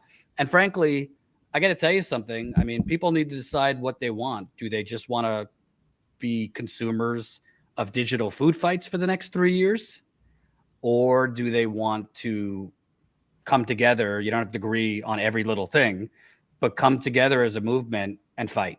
Because if you want to just consume a digital TMZ with this channel bashing this channel and this channel reacting to this channel's fight and this channel reacting to this channel's commentary and this channel doing hot takes on something Joe Rogan said, it just becomes this fucking mess.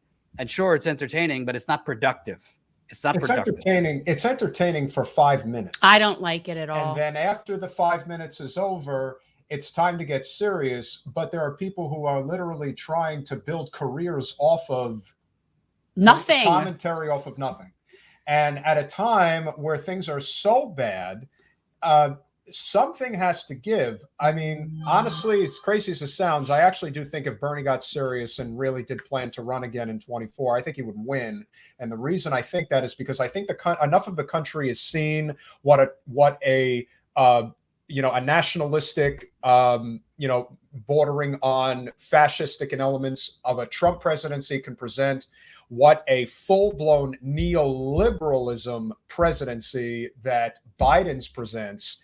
This fear of, well, if we go with a more social, democratic, progressive type approach, maybe that might, cure some tensions. If anything, that's the pragmatic approach that we need. Now, it doesn't necessarily have to be Bernie, but I really think with the fact that the Democratic establishment has already shown their hand with Pete and maybe Kamala, that really is a miscalculation on their part, because it opens up a lane for the progressives to finally get their act together and say, well, you know what you're going to get, more hell if you stay down this path. If we decide that it's time to finally get ourselves serious, we could finally get somebody into a position of power. Who would that be, though? Therein lies the problem. Yeah. Which is why we're looking at President DeSantis in 24. That, unfortunately, is... I got news for you. I genuinely... At the end of the day, people need to remember Biden, I think he won between the states that he won by less than 80,000 votes. Less. Uh-huh. Yeah. Biden had to have every single thing break right for him. Exactly. Literally a president badly mangling a pandemic. If not for the pandemic, I mean, we'd be talking about the latest crazy shit twice elected President Trump is doing, right? Yeah. So Biden barely won. So when you remove that, and part of that small margin of victory was an increase in Black voters coming out in Atlanta, in Detroit, and in Milwaukee. So 3 states where Hillary Clinton did not perform as well among Black voters. You think these Black voters are going to come out after Biden and the Democrats did nothing on police reform, after Biden and the Democrats have done nothing on healthcare, nothing on education, gave them a $1,400 check? I was going to say they lost. I think he lost as soon as he didn't give them their $2,000 check. And Right. That was what they campaigned on. Right.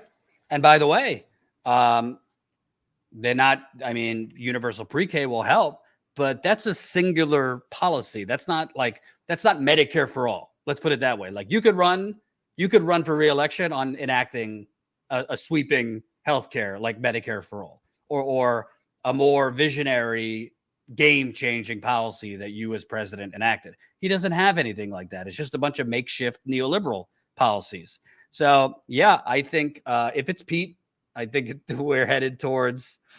I mean, Walker Bregman said he I feels almost want to see that, though. I almost kind of do. No, that's a privileged position. You can't. I just say you know. want to see I it. know. You're right. You're right. It is. I- But I mean, I want to see that loss on his face. Like I do. It would be very satisfying. But you're right. You were saying about Walker? No, Walker said he feels a creeping thing, like we're headed towards like the Reagan Revolution type Republican takeover because there is no opposition party. And in that vacuum, you're going to have depressed turnout among Democratic voters, like we saw in 2016. And the right is revved up. The right is revved up. All the right-wing platforms, whether it's Fox, the politicians themselves, they're pressing all the right cultural buttons. They're pressing all the right, Biden, the tyrant, the socialist by bullshit Band-Aids. So you have a galvanized right wing with energized voters. We just saw it in Virginia, even in New Jersey to a lesser extent. So unless something structurally changes, and that's another reason, real quick, if Bernie Sanders truly wants to save the country from another Trump-style authoritarian, whether it's Trump again or a mini Trump, then he's not doing the Democratic Party any favors by voting yes for another stripped down piece of rump roast. Because what that's going to do is hand Congress and the White House to the Republicans.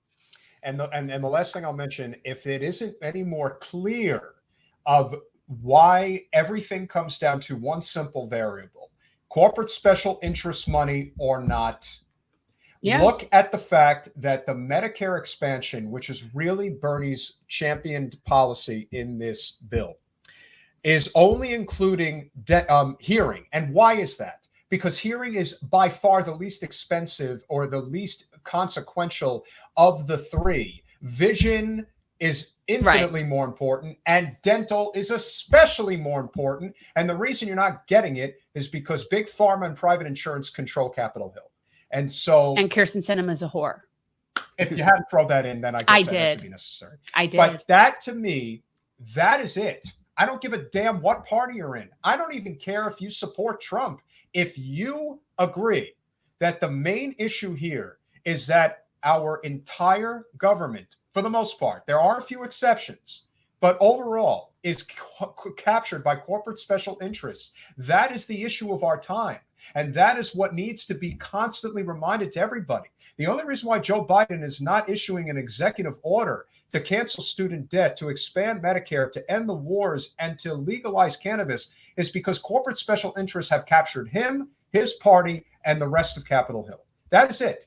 It's really that simple when you get right down to it. I know everyone wants these convoluted explanations as to why these things happen. No. It's money. It's corporate special interest money. And that is what we're fighting against. I know you got to go. You got an important thing to jump on. I think you believe to set at 4:00.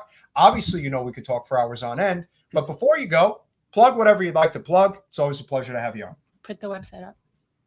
Yeah, thanks for having me, guys. You guys do great work, and I hope you have a nice Thanksgiving. For people who know Status Coup, you know that we are, as far as I can tell, correct me if I'm wrong, guys, we're pretty much the only independent outlet routinely who leave the studio and go on the ground and provide on-the-ground reporting, mostly sourced through you, the viewer. We interview normal, living, breathing people rather than pundits and politicians and corrupt liars.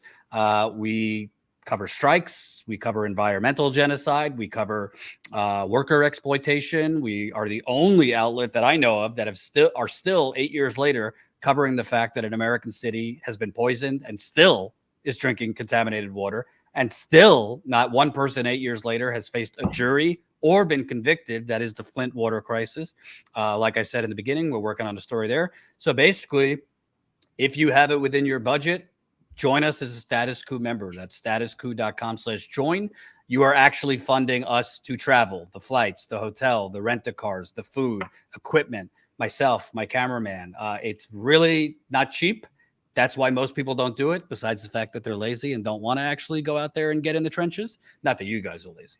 So statuscoup.com/join. You can become a member for as low as $5 a month. You get a couple perks with that.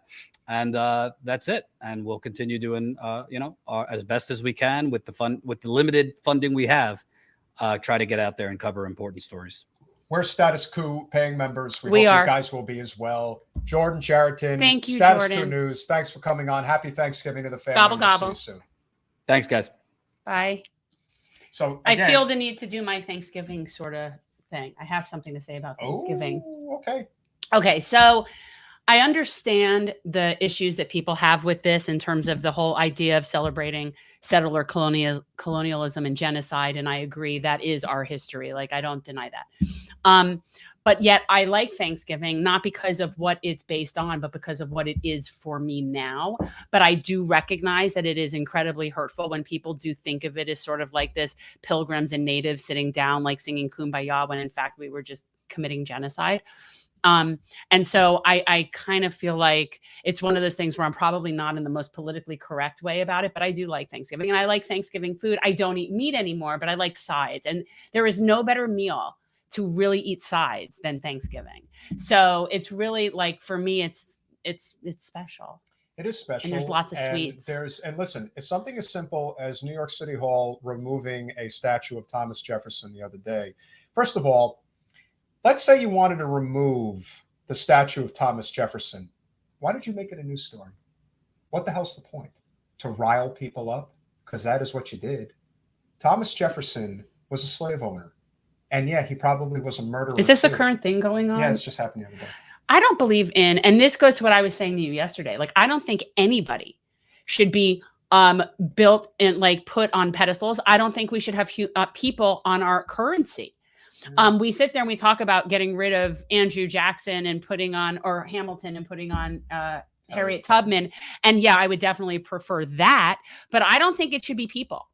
I don't think it should be people. I think it should be, I don't know, nature scenes or national landmarks or like the Grand Canyon. But or, I think the point is, and this is fair, and again, not very few, of our founding fathers were George Washington like, were Benjamin Franklin like, or Thomas Paine like. They were flawed men, and that's putting it nicely. But they did found our country. And if it wasn't for them, we would not be here. So we can wax poetic as much as we want. It is what you do today and in the future that matters, not about what happened before. You can recognize their flaws. You don't even have to celebrate what they did well. But to pretend like it didn't happen, you are whitewashing it just as people in Texas are whitewashing critical race theory. Oh, critical race theory. Goes both ways. So either we do have a history and we could acknowledge it for what it is. There are people on the political right who are real Looney Tunes who want to act like this is the 1800s. Well, what's funny, when you mentioned critical race theory, this is the thing. I almost would offer like money to anyone who could find a person who speaks against critical race theory that can also explain what critical race theory is. Oh, yeah. I would pay, honestly.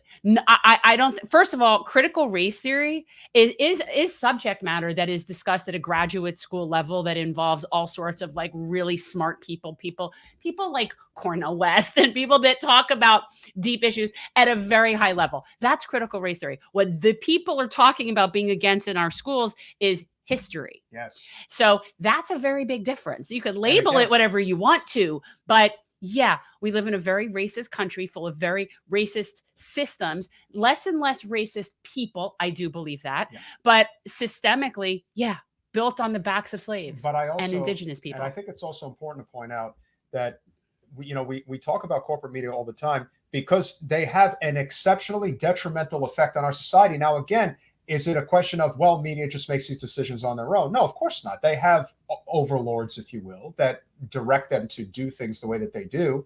I mean, listen, Rupert Murdoch is a tyrant. I was just going to say, there's people in charge. He's a tyrant. He is. And again, is he the only one? No, of course not. There are plenty of tyrants out there, and they're on all sides. Jeff Bezos is a psychopath of the highest order. So is Elon Musk. So is a lot of other guys. Are there good ones out there that are not completely, gone, if you will? Don't know. Like Mark Cuban. I think you have a crush on Mark like Cuban. Mark Cuban. I know think you Richard do. Branson has done some good things. Yeah. But again, Who knows what happens on his islands? Yeah, that's a whole other story. I'm just saying, But again, for the most part, people don't know these people. They don't know what they do. They don't know how they act. But I can see their business model and how they conduct things. And their business model is get as much for me and screw everyone over in the process if I can get away with it. And that's the way business has been done in the United States for a long time. We reward it, and do. we've created a system that facilitates it at the highest order. Why do you think that the GOP always, the legacy of Mitch McConnell is always going to be the Supreme Court and the courts overall? Oh, that is his legacy. They definitely. Now the question, of course, becomes, well, how did McConnell get away with this? It's because people like Pelosi allowed him to get away with it because they're all in it together. This is a game. You mean Mick resistance? Mick resistance. It's always good when you know that deep down a lot of them share the same sentiments. You can talk a good game, but it doesn't actually result in anything that changes things. So when you talk about infrastructural change, I don't want to hear anything about how you don't want to work on that side or with those people, because at the end of the day, if you don't recognize that corporate special interest money is the dividing issue of our time, then there is nothing else. Because we're never going to change anything unless we deal with that. The only reason why we have a horrifically bad infrastructure bill and a horrifically bad reconciliation bill is corporate special interest money. That's it. Yeah. And again, if you weren't on in the very beginning and you haven't heard, the gentlemen that murdered Ahmaud Arbery were found guilty on all their charges. Yeah. So they will be going away for life. As they should. But the question, of course, begs, these are 3 men. Well, I only saw that the verdicts in the father and the son, all three of them got it. But again, these are 3 good old boys in the deep South, in South Georgia, that are going away. That were connected to law enforcement. The father had been was I don't know if he was a police captain, but he was with their local county law enforcement for a generation, and they tried to sweep this thing under the rug.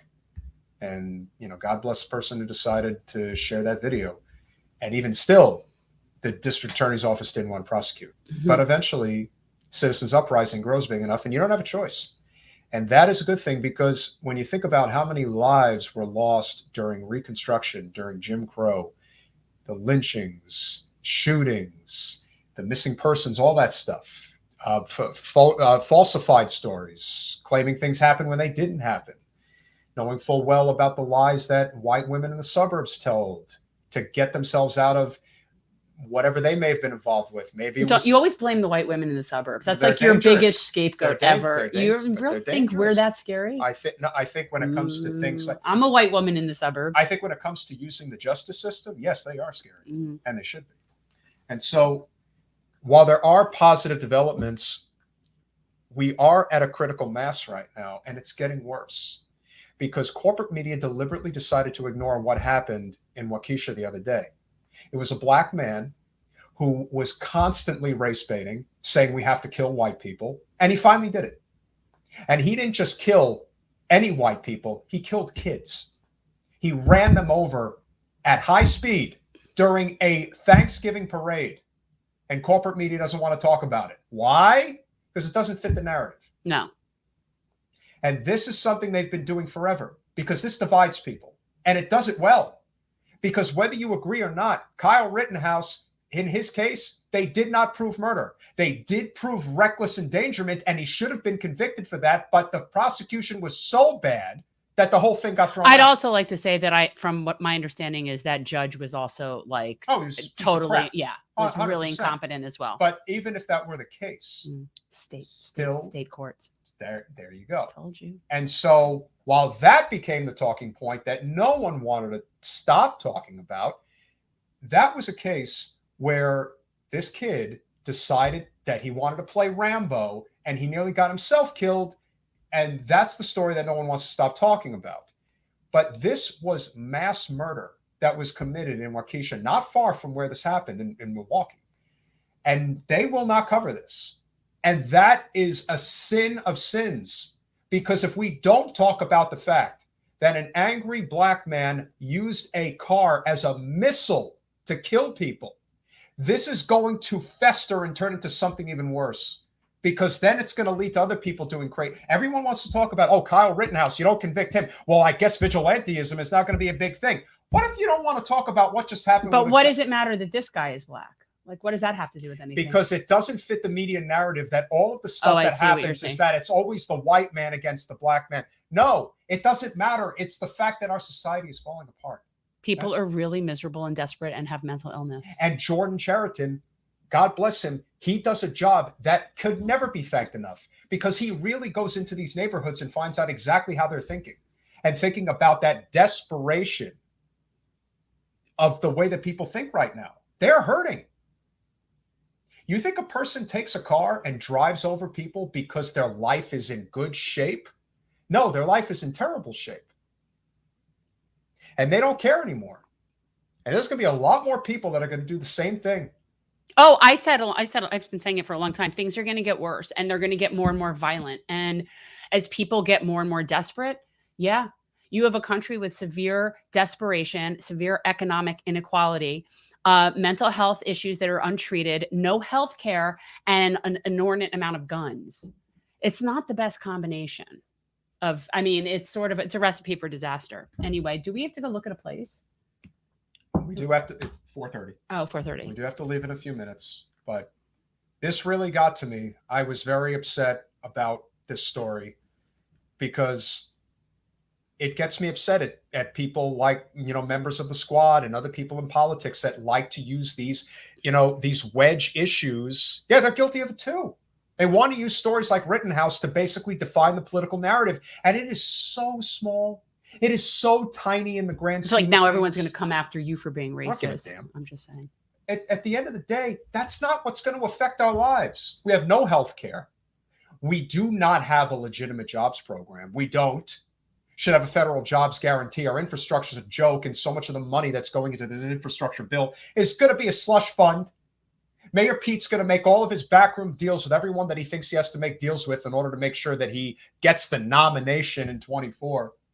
Again, at his own peril, man. Have fun with that. So when you start blaming voters, you neoliberals out there that are scared of another Trump presidency or even a DeSantis presidency. Do we have neolib viewers? Well, I'm just saying. If it Okay. gets back to that. I don't think we have neolib viewers. They would have canceled us a long time ago. Well, yeah, but you know what? Sometimes people like our format and they need to hear the truth, even if they don't like it. That's You can't handle the truth. You can't handle the truth. Because I can tell you right now, there's only, as of this moment, there's only two possibilities in 3 years. It's either President Trump or President DeSantis, and that's it. Those are the That's menu it. options. That's people. what you're getting. It's not pretty. You're gonna get it. You're gonna like it. You're gonna shut up about it. Think about it. I mean, look, it's ugly. Unless there is some type of a progressive uprising and somebody comes to the forefront. Somebody help And us. somebody who can unite We need you, a real Superman. movement. Yes. Yeah, we're praying for Superman at Praying this for point. Superman. Why don't people want to be supportive of Superman? No, your Seinfeld sounds like somebody that has like a Parkinson's, A Parkinson's. some sort of situation I'll like tell you that. who does have a good voice. Oh God, no, guys. Uh-oh. Look, I just want to let everybody know It's that I'm always so really funny with trying that very shirt. hard to get that vision and dental back into the reconciliation bill. And I know everyone's a little concerned that we're not doing a good enough job, and I'm sorry, but I'm fighting as hard as I can. I also Yeah. wanted to wish everybody a very happy Thanksgiving. We're going to do the best we can. I'm going to do the best I can to try to convince everybody that we need to include these things. And the SALT tax, it doesn't make any sense. It's a giveaway to the super rich, the billionaires who don't need any more money. If we are able to rectify that particular part of the bill, I think we could save the midterms. I really do, Jen. I think there's an opportunity to save it. And so I'm going to continue to fight. Never question whether or not I care, because I care very much about each and every one. But will I do enough to make a difference? I don't know. I can't say. So rest assured, I'm fighting. I can't make any promises, but I'm fighting. Isn't that good enough? Yeah, that's great. Well, happy Thanksgiving. Happy gobble gobble. So this article was actually really interesting, and I took a picture of it because I thought it was interesting. But people with mental illness are at higher risk of COVID. They're at higher risk of getting COVID, and they're at higher risk of having worse complications. And the article goes on to explain why that is. For one, mental illnesses can change people's behaviors, which can make them less likely to protect themselves from infection with measures like social distancing or masks. Second, people with mental illness tend to have poor health overall, and many chronic health problems like diabetes, cardiovascular problems, kidney disease. And they are also among the most isolated in society, and that isolation takes an immense toll on their bodies, putting them at higher risk of chronic illness. I do agree with that. So basically, there have been study after study showing that it leads to inflammation. So many medications used to treat mental illness, particularly antipsychotics, also increase the risk of these chronic health problems. And so it makes people more susceptible, apparently, to COVID and to having complications from COVID and from dying from COVID. But yet we don't need mental health in this country as part of healthcare.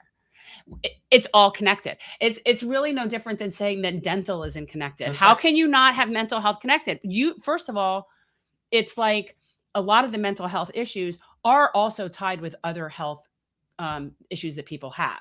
They're not often. It's not only in isolation. The fact that they're dissecting the Medicare expansion to take 2 of the 3 things. It's like, guys, just give us freaking healthcare. Have you had enough yet? Have you had enough of the game? Oh my God, I have. Yeah, it's really, yeah. Then also you have to understand that 40% of our chronically homeless population has serious mental illness. And people who are homeless are also going to be more likely to contract COVID because they don't have the same protection. So, I mean, it's all connected. This is the point. It is. And this is where we are. It is unfortunate, Eric. I totally understand. We appreciate your support, and we know that, yeah, people get desperate, and it takes a lot of courage to admit that, yeah, you wanted to hurt people. Because again, when you are in such despair and such disbelief about the way things are, and you have no recourse, eventually people are either going to hurt themselves or they're going to hurt other people. And what I would like to do, no, honestly, we need to be a conduit. I mean, I do not advocate violence, but as far as filing your grievances with the people that should hear your grievances, when it comes to people like Kirsten Sinema, she shouldn't get a moment's peace every time she's outside of her house. No.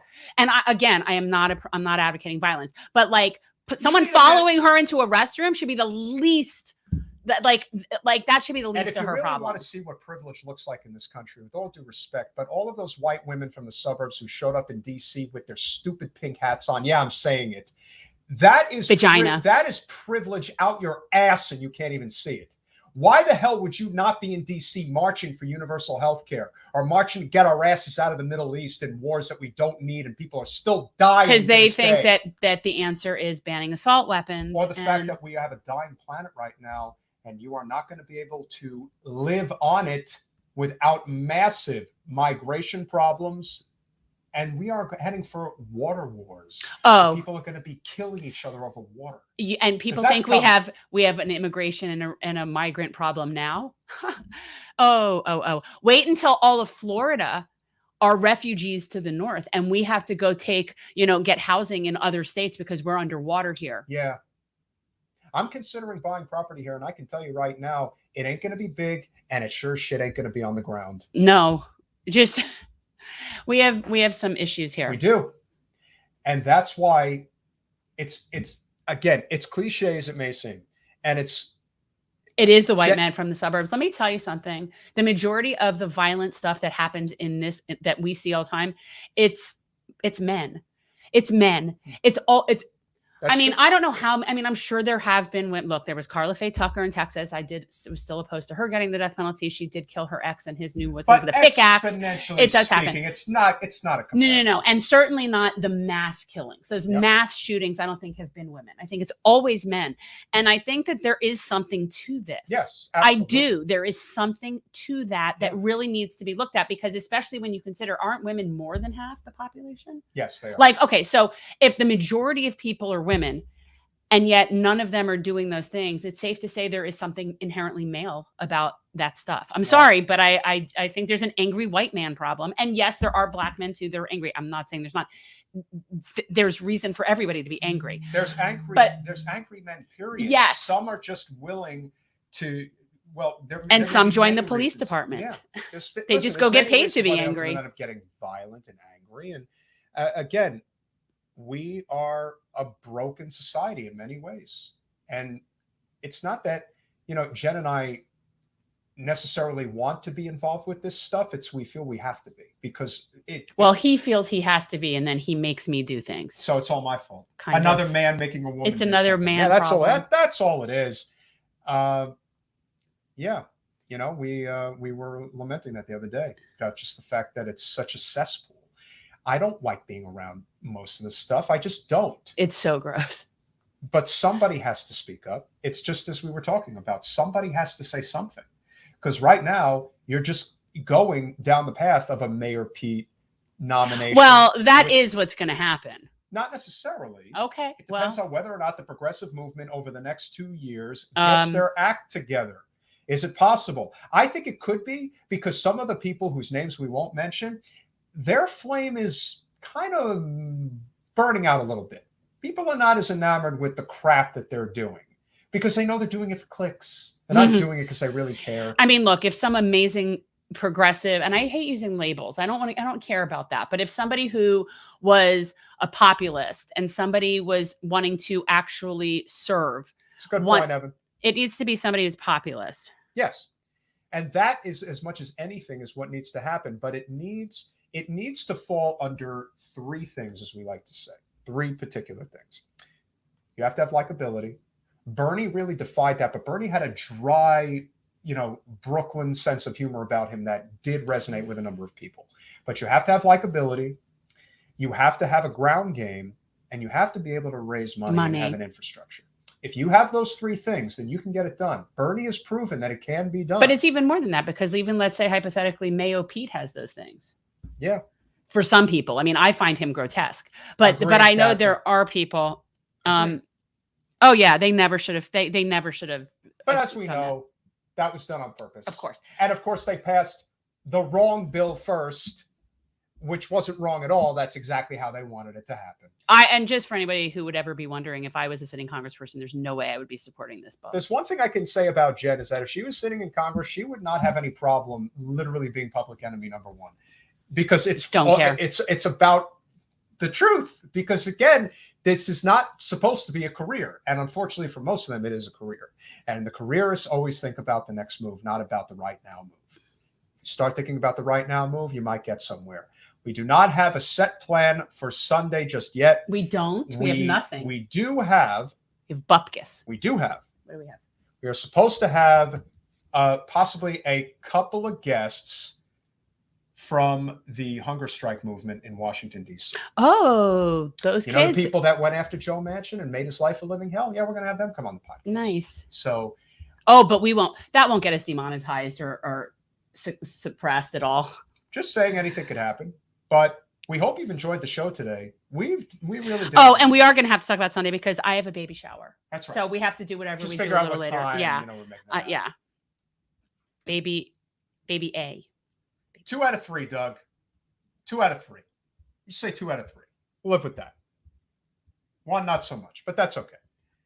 And in the meantime, I get along with most people. Truthfully, yeah, that's true. I really do. I don't see him as a congressperson. That's all. Well, that's neither here nor there. But I don't have. But I really, we really just want to thank you guys for your amazing support.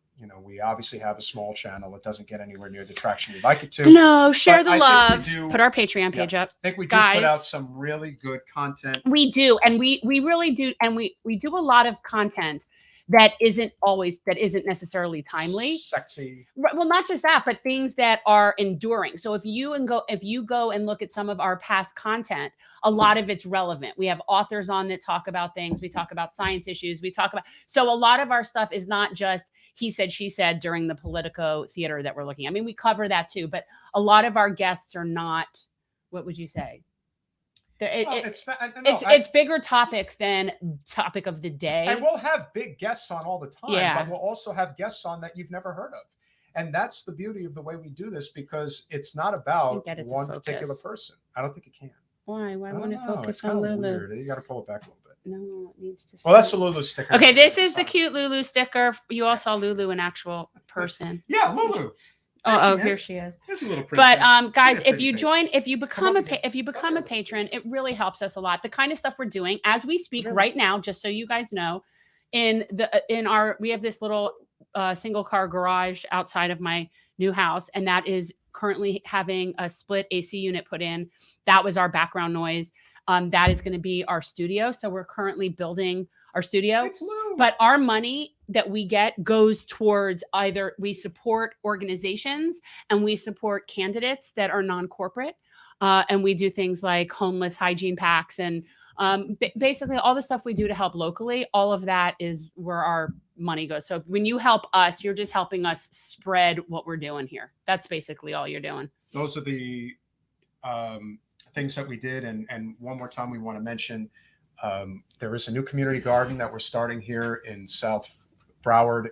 It's going to be at Hallandale High School. Yes.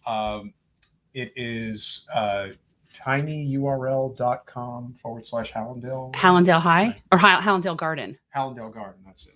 Yeah, and they're right. So this is a community effort, and right now they're working with this organization. It's seed. It's like the seed something. I don't know. It's about seed money. But if they get enough contribution, if they get the most contributions between now and December 15th, then they'll get an additional $1,000. That's this grant. So if anything you guys can do to help out, it's really these are important issues. And the money that you contributed to our show, we contributed $200 to that cause. Yeah. So we hope you appreciate what we're doing and what our mission is, and please keep spreading the word. We love you guys. Happy Thanksgiving. Yes, happy Thanksgiving. Enjoy the holiday. Not a fan of settler colonial genocide, but I do like. But we are fans of friends and family getting together and having a good time. And you're in favor of football. Oh yes, I most certainly am. That blood sport will never. Wait, but I always thought it was Detroit and Dallas play on Thanksgiving, but now it seems like there's whole different teams playing tomorrow. I don't know. Dallas and Detroit play, and then there's a special game at night because I thought I saw it was it the Bills? At night. And it was okay because I'm like, what are they doing playing on things? I always thought, okay, whatever. Times are changing, baby. I old. Happy Thanksgiving. We'll see you someday.